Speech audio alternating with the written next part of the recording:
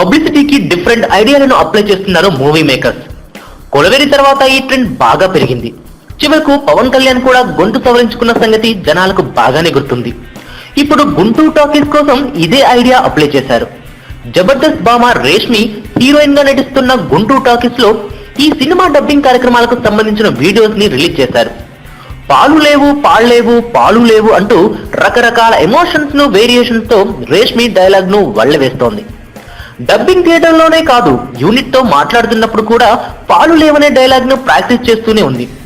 Double meaning డైలాగులు ఉండటం కామనే కానీ సినిమాలో సీన్ వేరుగా ఉండొచ్చని అర్థమవుతున్నా ఇలా ఓ యువతితో పాలు లేవని చెప్పడం డిఫరెంట్ ప్రయత్నమే.